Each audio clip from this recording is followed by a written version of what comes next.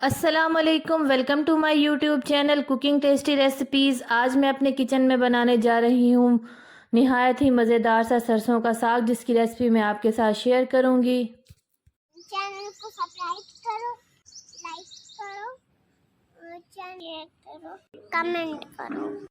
तो चलते हैं अपनी रेसिपी की तरफ। सबसे पहले मैं एक पैन के अंदर हस्बे ज़रूरत ले लूँगी। हाफ़ कप के करीब यहाँ पर मेरे पास ऑयल है। ऑयल के अंदर मैं ऐड करूँगी प्याज। मैं यहाँ पर साग को चिकन के साथ बनाने लगी हूँ। आप चाहें तो सिंपल भी बना सकते हैं, मटन या बीफ भी इस्तेमाल कर सकते हैं। तो प्याज़ों का कलर जैसे ही चेंज होगा तो इसके अंदर मैं ऐड करूँगी लहसुन अदरक का पेस्ट है मेरे पास 1 टेबल स्पून के करीब। आप चाहें तो यहाँ पर इसकी पाउडर फॉर्म भी इस्तेमाल कर सकती हैं। तो जैसे ही ये इसके अंदर मिक्स होगा तो उसके बाद हम इसके अंदर ऐड करेंगे चिकन।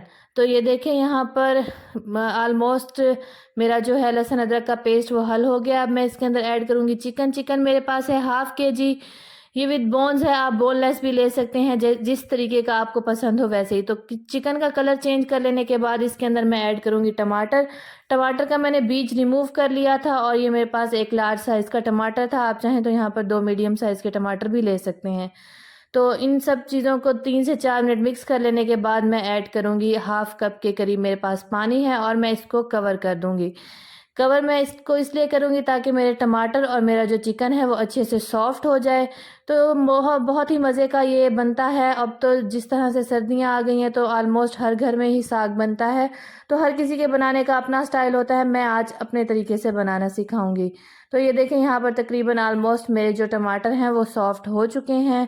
तो मज़ीद मैं इसको 3 से 4 मिनट कुक कर लूँगी ताकि इसका पानी हल्का सा ड्राई हो जाए और मेरा चिकन भी अच्छे से सॉफ्ट हो जाए। स्पाइसेस में मैं इसके अंदर लूँगी सुर्ख मिर्च है कुटी हुई 1 टेबल स्पून। आप हस्बे ज़रूरत भी इस्तेमाल कर सकती हैं। हाफ़ टी स्पून इसके अंदर ऐड करूँगी ज़ीरा पाउडर, इससे इसकी खुशबू और भी अच्छी आएगी। और हाफ़ टी स्पून ही इसमें मैं ऐड करूँगी सूखा धनिया पाउडर। हाफ़ टी स्पून के करीब इसमें ऐड करेंगे हल्दी और इसके साथ ही इसके अंदर मैं ऐड करूँगी हस्बे ज़रूरत मेरे पास नमक है। आप इसको अपनी रिक्वायरमेंट के मुताबिक कम या ज़्यादा कर सकते हैं। तो इन सब चीज़ों को अच्छे से मिक्स कर लूँगी और मैं मसाले को अच्छे से भून लूँगी ताकि तमाम जो मेरे मसाला जात हैं वो मेरे चिकन के साथ अच्छे से मिक्स हो जाएं और अच्छी सी ग्रेवी रेडी हो जाए। तो 4 से 5 मिनट मज़ीद हम इसको कुक कर लेंगे। अगर यहाँ पर मुझे पानी की ज़रूरत होगी तो मैं मज़ीद इसमें हल्का सा ऐड करके चिकन को अच्छे से सॉफ्ट कर लूँगी। चिकन यहाँ पर हम लोग पहले ही अच्छे से कुक कर लेंगे क्योंकि जो मेरे पास साग है वो मेरे पास ऑलरेडी बॉयल्ड है। तो उसके अंदर कोई भी ऐसी ख़ास चीज़ नहीं डली हुई जो कि जिसे कि बॉयल करते वक्त हम लोग मिर्चों का इस्तेमाल करते हैं। तो इसलिए मैं यहाँ पर ही सारे मसाले ऐड करूँगी। यहाँ पर 3 से 4 मेरे पास हैं सब्ज़ मिर्चें, उनको कुछ इस तरीके से कट करके मैं इसके अंदर ऐड कर लूँगी और इसको मैं इसके साथ भून लूँगी। तो ये देखें यहाँ पर इसको भूनते हुए तकरीबन 7 से 8 मिनट हो गए हैं। कुछ चिकन मेरा पानी के साथ ही टेंडर हो चुका था और बाकी का मैंने इसको भूनते टाइम ही कुक कर लिया था। तो ये देखें यहाँ पर मेरे पास है साग, तकरीबन ये भी आधा किलो के करीब ही है, जिसको के अच्छे से कुक धो के और बॉईल करके इसका मिक्स रेडी कर लिया था। तो ये देखें यहाँ पर मैं इसको चिकन के साथ अच्छे से मिक्स कर लूँगी। तो चिकन के साथ मिक्स कर लेने के बाद भी हम इसको मज़ीद 7 से 8 मिनट के लिए कुक करेंगे ताकि साग के अंदर जो चिकन का फ्लेवर है वो अच्छे से मिक्स हो जाए। तो ये देखें यहाँ पर मिक्स कर लेने के बाद मैं इसको कर दूँगी कवर ताकि ये आपस में अच्छे से कुक हो जाए और तमाम चिकन का इसमें टेस्ट आना स्टार्ट हो जाए। तो यहाँ पर हो गए थे मुझे 7 से 8 मिनट, मेरा साग ऑलमोस्ट रेडी है। अब मैं इसके लिए तैयार कर लूँगी तिड़का। वैसे वहाँ पर तिड़का की ज़रूरत नहीं थी, साग मेरा ऑलमोस्ट डन हो चुका था, लेकिन इसको एक अच्छी खुशबू देने के लिए और अच्छा फ्लेवर देने के लिए यहाँ पर मैं तिड़का रेडी कर लूँगी।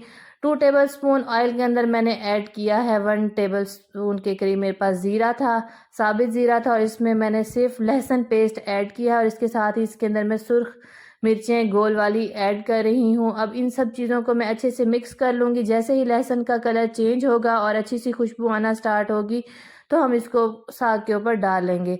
तो आप ये प्रोसेस देसी घी में भी कर सकती हैं और मक्खन में भी कर सकती हैं।